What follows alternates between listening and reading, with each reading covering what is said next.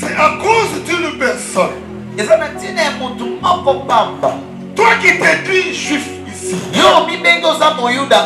Parce qu'ici nous avons des juifs et des non-juifs. On est en train d'entrer en profondeur. Si tu n'as pas Jésus-Christ, tu n'es pas juif. Amen. Parce que Jésus, il est le roi des juifs. Amen. Si aujourd'hui tu es attaqué, c'est à cause du nom que tu portes. Le nom de Jésus. Tu te dis chrétien. C'est à cause de cela que tu es attaqué. C'est à cause de cela que tu mérites la mort. Est-ce que vous comprenez? Il y a quelqu'un ici sur la terre. Il veut qu'on puisse l'adorer. Si toi tu l'adores, tu n'es pas juif. On peut le lire. Luc chapitre 4 maintenant. Luc chapitre 4, verset 5 à 8.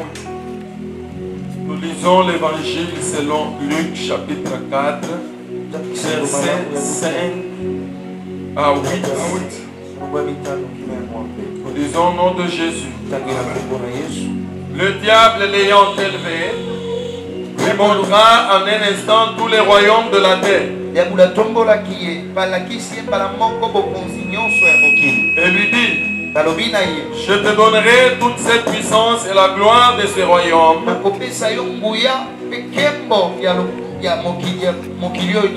Car elle m'a été donnée et je la donne à qui je veux. Si donc tu m'adores, elle sera toute à toi. Jésus lui dit, il est écrit, tu y adoreras. Amen. Il dit que je donne à qui je veux. Amen. Vous comprenez comment nous disons parfois que beaucoup de gens qui règnent dans les gouvernements sont des gens qui n'adorent pas Dieu. Les sacrifices qui se font. Il y a des gens qui donnent des histoires. Des gens qui adorent. Qui adorent le diable. Pour avoir les trônes. Pour avoir les dominations. Mais nous, la Bible dit, c'est la bénédiction de l'Éternel qui a fait accompagner d'aucun Amen. Et nous devons vivre comme les passagers. Nous devons adorer. Devenir président. En tout cas, les gens devaient être vivre. Amen. Un président qui arrive comme ça, tel que vous êtes là, vous êtes affamé. Il demande seulement 2 pains et 5 poissons. Amen. Et il fait la multiplication. Donc 5 pains et 2 poissons. Amen. Et il fait la multiplication. 5000 hommes. Sans compter les femmes. Vous mangez. Chaque jour ici. Quand le président passe, qu'est-ce que les gens disent? Nous sommes affamés. On n'a pas de l'eau. Amen. Mais si vous avez quelqu'un qui a la possibilité de multiplier les choses. Nous avions un président qui a dit, le président fondateur n'est pas un magicien. Seul, il ne peut pas faire quelque chose. Amen. Si lui il a compris comme ça, mais toi tu veux marcher seul. La Bible dit, Dieu nous fera des exploits. Il écrasera nos ennemis. Amen. La Bible nous dit, je vois qu'il y a beaucoup de choses à lire, mais on ne peut pas les lire, on peut seulement les lire. Au verset 9,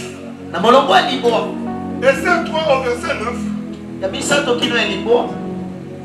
je dis le chapitre 3 au verset 9. Aman est allé chez le roi avec sa proposition. Je commence à entrer maintenant dans le sujet toujours. Amen. Qui parle d'une perte importante. Il accepte de perdre beaucoup d'argent. Mais il a le trésor. Pour qu'on puisse tuer tous les juifs. Amen. Ça c'est quel investissement? Ça c'est quelle perte? Je vais te dire une chose. L'argent a été donné pour ta perte. Est-ce que tu veux? L'argent a été déboursé pour te perdre toi. Il y a quelqu'un qui m'a entendu. L'argent a été donné pour te tuer toi. Parce que tu es juif. Parce que tu as l'identité de Jésus. Parce qu'on t'appelle chrétien. L'argent est versé quelque part. L'argent est dépensé quelque part. Aman dit au roi, je vais donner l'argent. Mettre dans le trésor public pour qu'on tue un jour à une seule heure tous les juifs. Pourquoi?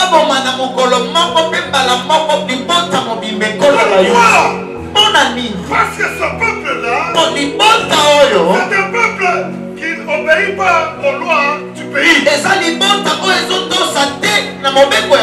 Ils ont des lois contraires aux lois du pays. Bien-aimé, si tu es chrétien, tu as des lois, des nouvelles lois qui vont t'aider à marcher contrairement au monde. Amen. Tout ce qui est dans le monde n'est pas pour toi. Amen. Tu as ce qui t'appartient. C'est pourquoi la Bible dit tout m'est permis, mais tout n'est pas utile. Toi, tu dois faire et utiliser que ce qui est utile.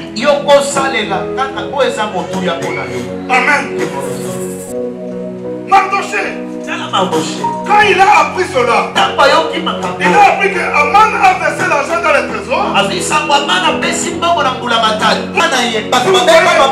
Un soi-disant frère ou soeur qui a acclamé du temps de confinement, il n'est pas juif.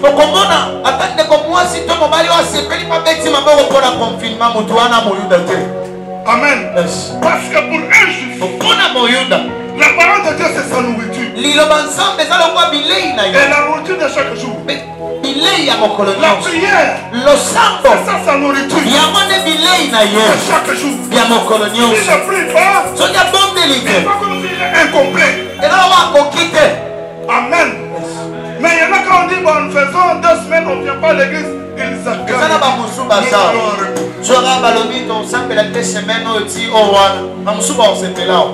Toi tu vas en repos, mais ton ennemi ne va pas. Amen. On a donné l'argent, on donne au trésor public. Le roi donne l'autorisation.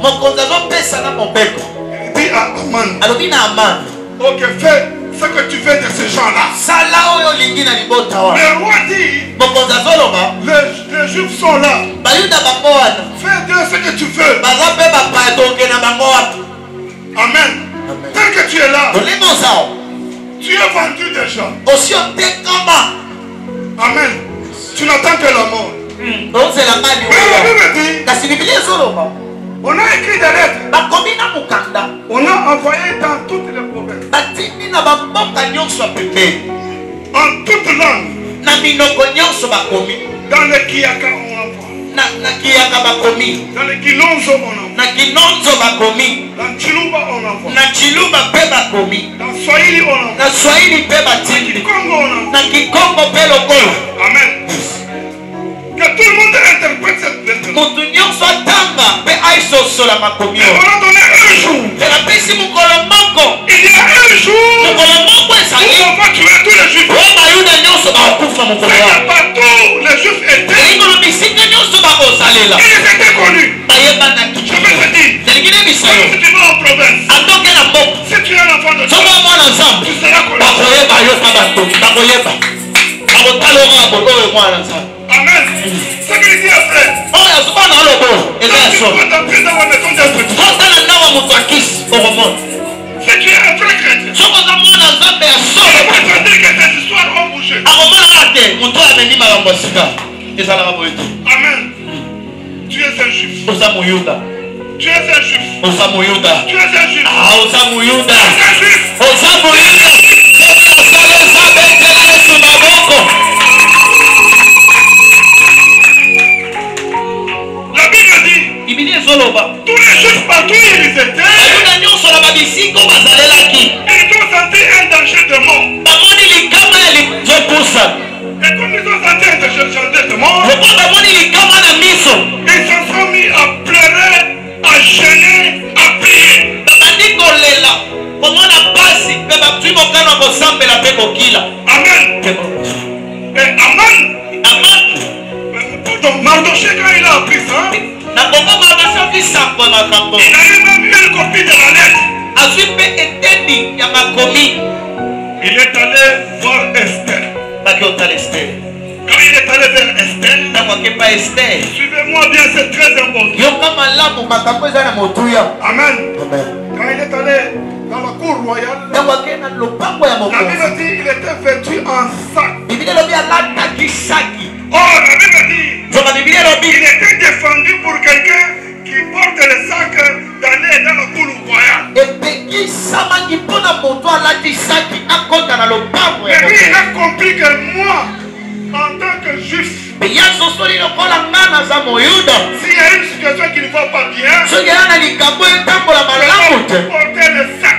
ebongi nalata En saki tant que juif, lokola moyuda s'il y a une situation qui ne va pas, soki likambo ya mpasi moko eyeli yo en jeûne et prière. kota mabondeli kila sambela Et prière. kota losambo kila mama kila papa kota losambo En tant que juif, ye lokola moyuda amen. kebona sa Quand il s'est retrouvé devant la cour royale, ntango amikuti na lopango ya mokonzi il a fait demande à Esther. asali kosenga pembeni ya Il ester a demandé qu'il voie Esther. asengi akutana na ester Et le message est allé vers Esther esango ekeiki mepa ester pour dire à Esther, mpona koyebisa ester il y a Mardoché qui te cherche. mandoshi aza libanda azoluka yo Mais il est habillé en sac. kasi ye alati nde saki.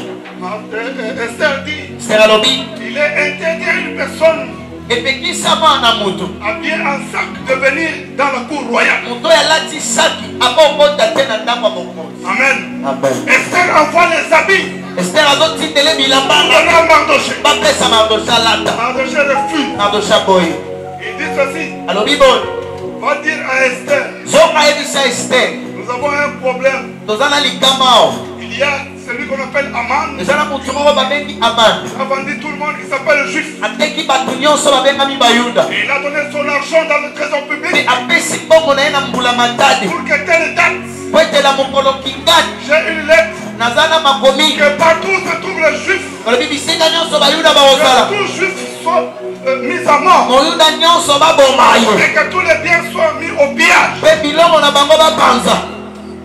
Quand Esther a appris ça, ntango ester ayoki yango Esther dit, maintenant qu'est-ce que toi tu veux que je fasse? sikoyo olingi nga nasala te.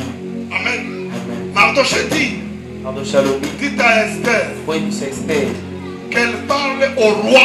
ayebisa mokonzi Parce que Esther dans la maison du roi, po ester na ndako ya mokonzi elle parle au roi ayebisa mokonzi que le roi nous fasse une mesure de grâce. mokonzi atala biso mpe na liso ya Que mawa nous puissions vivre. po biso tobika Parce que notre nation entière, nous tous les juifs, nous sommes condamnés à mort. ekolo na biso nyonso ya bayuda totiani na etupu ya kokufa. Écoutez maintenant. yoka sikoyo Esther dit ceci. ester azoloba boye Ici où je suis, awa bipai naza dans la royauté ici. na bokonzi oyo Amen. Il Il existe une loi. Quelle est cette loi-là? Je ne peux pas me présenter devant le roi sans qu'il m'ait appelé. Amen. Pour que la femme voie son mari, il faut une audience. Il faut une invitation. S'il n'y a pas d'invitation, la mort va intervenir. Amen. Esther dit, venez à Mardoché. Ça fait 30 jours.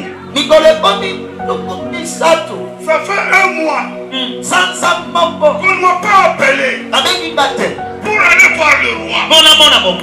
Mais moi-même aller comme ça, je risque la mort. Bien aimé, je dis que la foi, c'est affronter la mort. La foi, affronter la mort. Je peux te dire, si tu vois la mort, c'est le temps de manifester la foi. Derrière toi,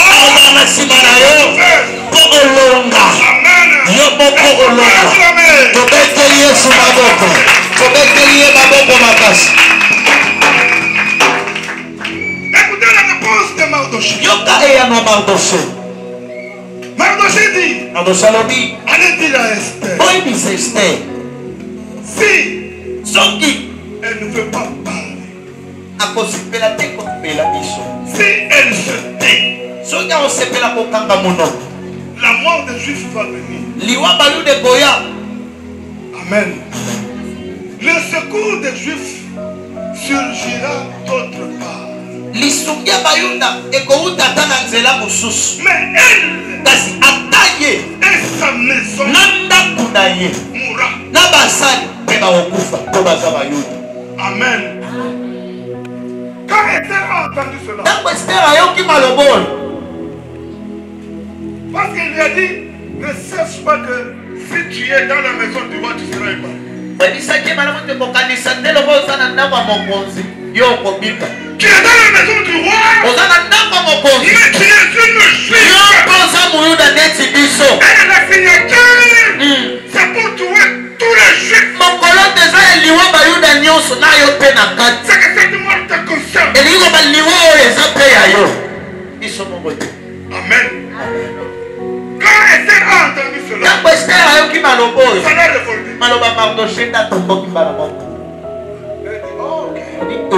Mardoché dit encore, dit que tu ne sais pas que pour de tels moments que tu es parvenu à la royauté. Dieu ne fait rien au hasard. Je vous dis, Dieu ne fait rien au hasard. Je ne sais pas si vous m'avez compris. Dieu ne fait rien au hasard.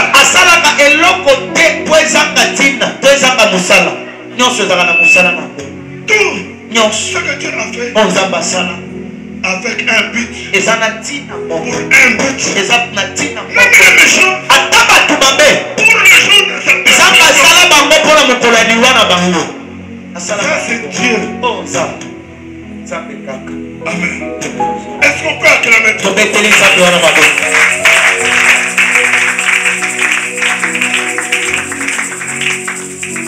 Amen. Je parle encore, mais de laisser moi. On n'est pas rassasié.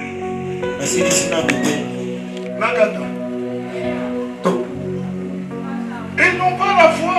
Ils n'ont pas encore atteint la foi de combattre la mort. Tu me donnes 5 minutes. Mais la mort vient chaque jour. La mort chaque jour. L'esprit des morts. Chaque jour.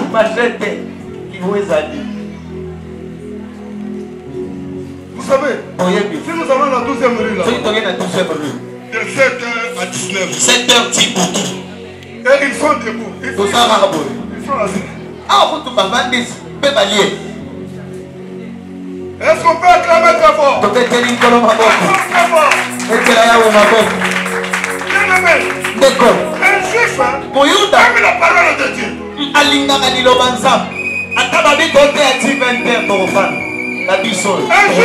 il aime la parole de Dieu.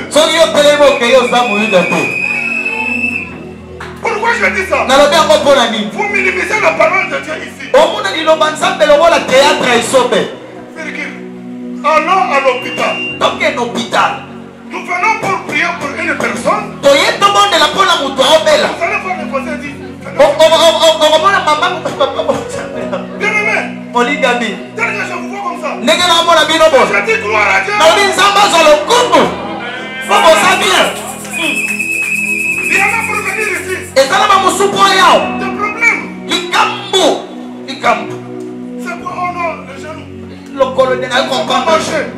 Depuis tant qu'on a cocaté. La Bible dit il n'appartient pas à l'homme seul quand il marche de richesse.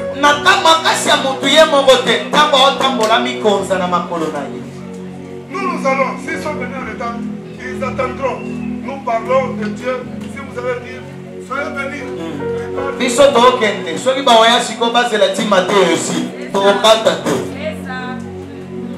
Amen.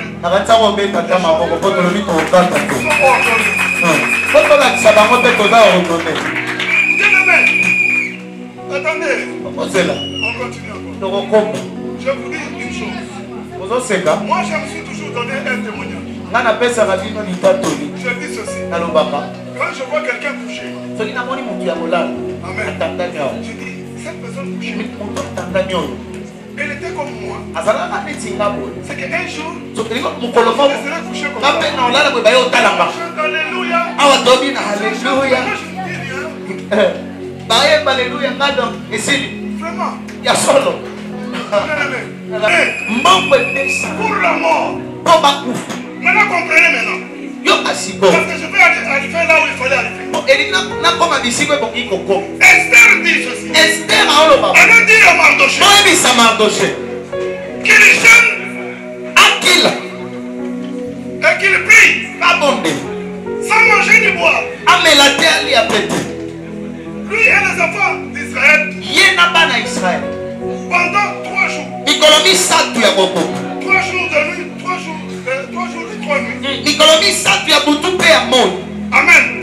Moi aussi, je vais jeûner et prier avec mes servantes.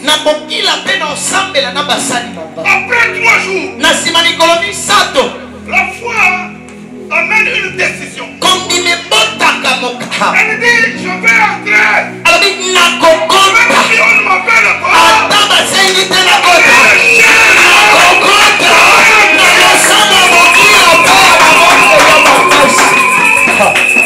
même s'il faut mourir, je vais mourir. Après la prière,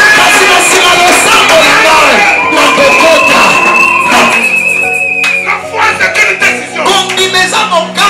Il y avait une loi de mort.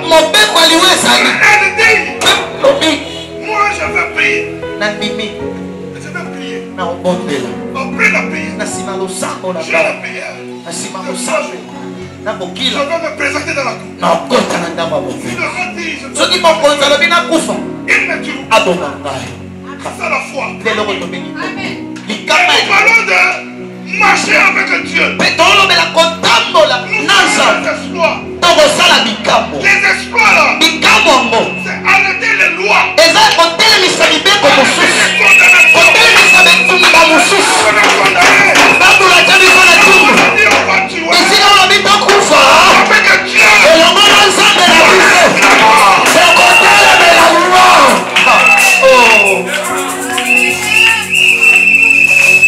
Après 3 jours, Esther a porté ses habits. Elle dit, je vais entrer. Amen.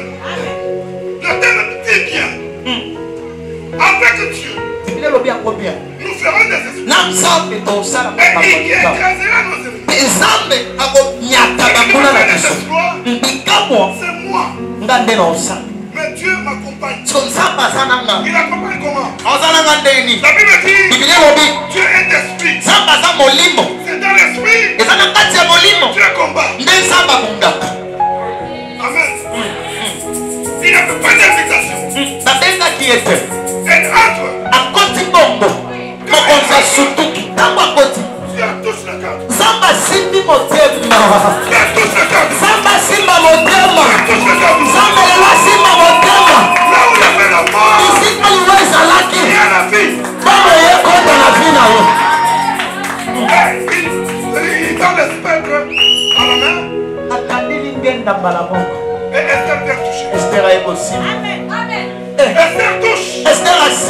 La mort partie.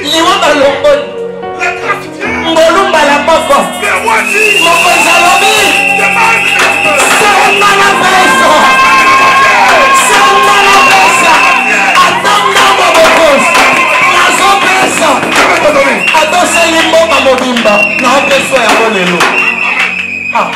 À cause de la prière. L'intervention de Dieu. Quand Dieu intervient, il affaiblit tout ce qui est fort.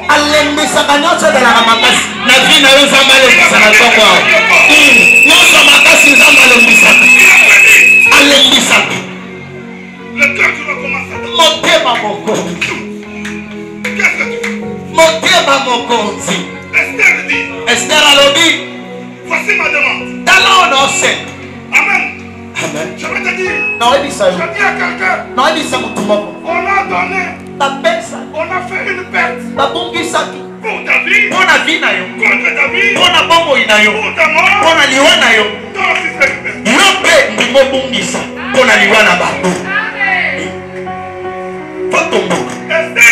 Esther dit. Si je peux trouver grâce. Au roi. J'ai besoin. J'ai organisé un fête. Amen. Que le roi vienne avec Aman.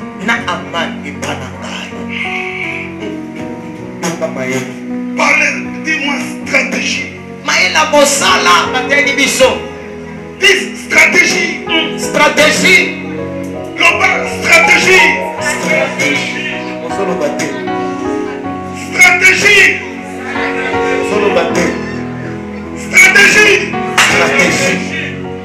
Amen. Le roi dit. Demande-moi ce que tu veux que je fasse. Même si tu essaies de comploter contre le roi. Amen. Mardoché avait dévoilé le secret. Et quand on avait vérifié, on avait trouvé que c'est exact. Et quand c'était exact, qu'est-ce qu'ils ont fait? Ils ont seulement écrit dans le livre de bien-aimé, tout ce que tu fais du bien est écrit dans le livre de devant Dieu. Dans le livre de souvenir, il y a quelque chose pour toi. Je voulais terminer. La Bible dit, quand le roi a lu à cet endroit-là, il a vu qu'il fallait élever Mardoché. Là, le matin, en train de raisonner de ce qu'il a vu le soir, il voit quelqu'un entrer. Il dit c'est qui là? Oh, c'est Aman qui vient. Appelez qu'il vienne. Aman vient. C'était pour qu'il vienne demander la permission qu'on puisse pendre Mardoché. Ok, Dieu a déjà confondu les histoires. Les ennemis vont là-bas.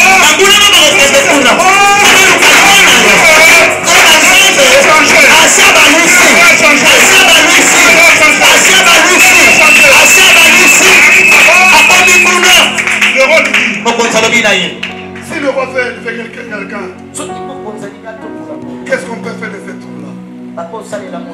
On lui donne des vêtements de groupe. On lui donne le cheval du groupe. On lui fait ceci ou cela. Quelqu'un va commencer à marcher. Il va commencer à dire, voici donc le roi veut le lui pensait que c'était lui. Comme lui il a mangé hier, avec le roi pensait qu'aujourd'hui c'est lui qui va être élevé. Le roi lui dit, tu as bien dit. Tout ce que tu as dit, fais-le pour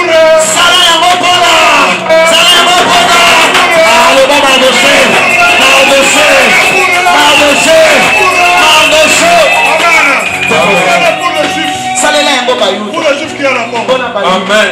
La Bible dit, je veux te dire, le Dieu que nous avons, c'est de la confusion. C'est de la confusion. Quand l'ennemi fait sa mort, c'est sa mort. Amen. Je vais terminer. La Bible dit, quand il a dit seulement cela, Aman a marché avec Mardoché. Il crie devant Mardoché. Le Mardoché qui ne s'humiliait pas devant lui. Amen. Celui qui ne s'humiliait pas devant lui. Lui, il marche devant lui, en train de crier. Voici l'homme. Voici l'homme. Voici l'homme. Voici l'homme. Voici l'homme. Lui à cheval.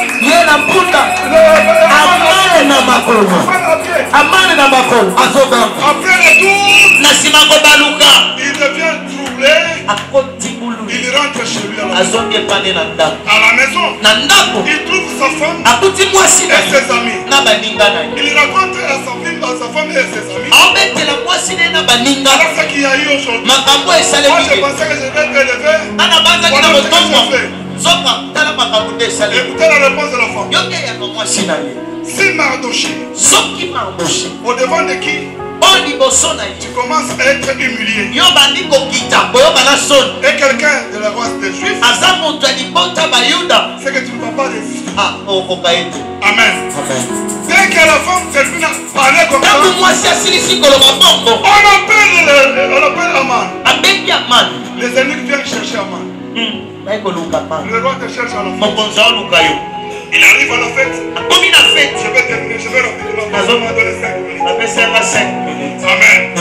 Arrivé à la fête là-bas, il trouve. Le roi est là. On leur sert à manger et à boire. Il commence à boire. Quand il commence à boire, le roi dit encore. Esther, même si c'est 50, je vais couper. Demande-moi. Il dit, je demande seulement la vie. La vie et la grâce pour mon peuple. Comment? Non, il y a quelqu'un qui nous a vendus. Il veut nous exterminer. Or, il a écrit cette lettre-là. La signature